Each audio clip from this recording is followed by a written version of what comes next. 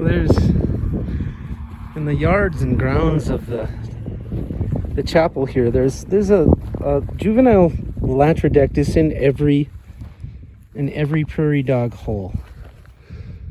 So every abandoned hole has a juvenile Latrodectus in it. Now they're very skittish, and so getting them on camera is not that easy.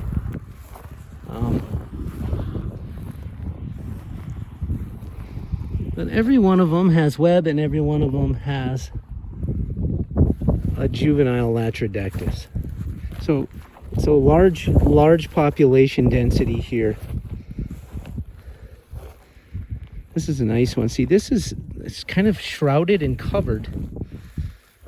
So a good spot, actually.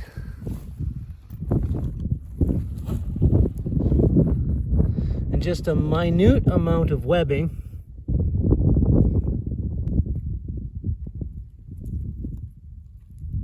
Now you can see that they are not yet adult. So they're not yet adult. Juveniles, they got a molt or two left. They're very small, but they are all thriving for the most part here on the grounds of the chapel.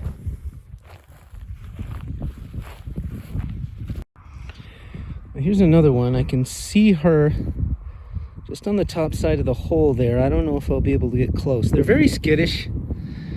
Now, Theridiidae, Latrodectus are fairly blind, but any slight vibration, shadow, they see that. And so they spook very easily.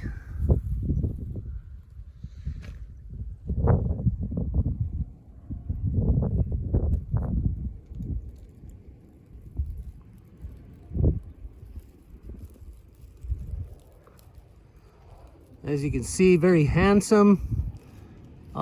See there, she's spooked. But beautiful colorations, that juvenile stripe along their back of Latrodectus hesperus. Very healthy young specimen there. I love these beautiful Gothic arch shutters of these old churches. They're beautiful. Kind of a mysterious look to them in themselves.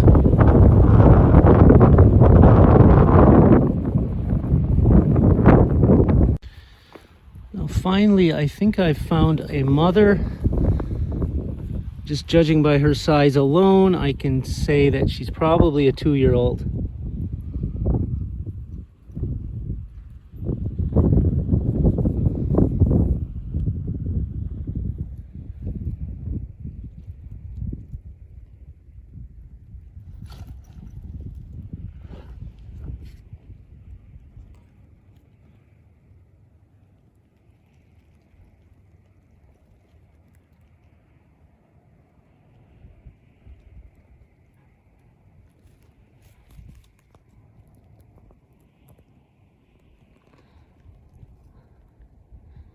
Very large female.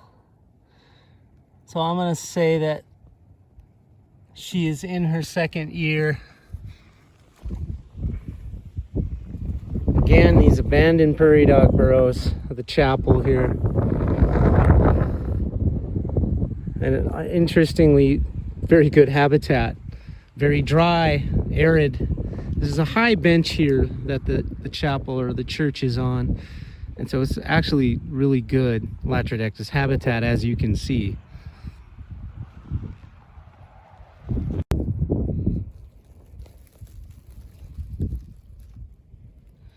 This is a juvenile feeding on something. I'm not too sure what that is. That almost looks like a beetle. Definitely juvenile Latrodectus. Notice the stripes.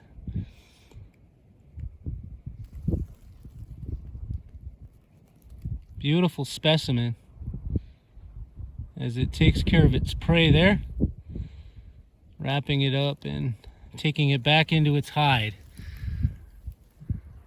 So showing some smarts there, that young juvenile almost displaying adult behavior by taking that prey back into its hide, probably sensing my vibrations, and so wants to eliminate that and keep its meal. Survivor, this one.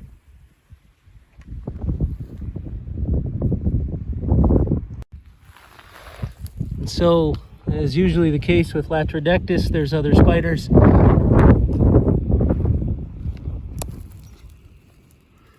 I think what we have here, I can't really see that very well with the camera. It's obviously a funnel weaver. You can't really see the spider in there. The camera doesn't want to focus on that, but it almost looks like that is a barn funnel weaver. It looks like it's in there backwards, so I'm seeing the abdomen, but that almost looks like the funnel of a barn funnel weaver. The back end abdomen look like a funnel weaver. So Tegenaria, probably Tegenaria domestica. Notice the front porch covering the whole hole here, and that eliminates any Latrodectus from living in here.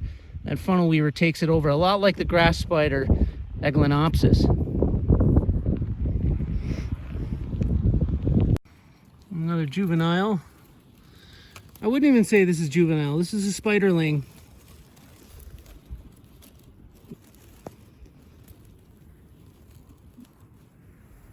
So another spiderling here, dead center of the frame. I know it's hard to see with the camera. So the beautiful Canton Church here, this was moved from its original location, which is now underwater in the lake. So this is the Catholic Mission Church, built, I believe, in the 1800s. I'd have to check the sign. But this is actually great Latrodectus habitat here. It's very dry, it's arid. We're up on a bench here, which turns out to be perfect Latrodectus hesperus habitat. And all of these prairie dog burrows throughout the grounds here, and almost at each and every hole there is a juvenile or a spiderling of Latrodectus. Now, I have yet to find the matriarchal female around here, the one with all the egg sacs, but that's just going to take a matter of time, and I'll locate her. But a great habitat here.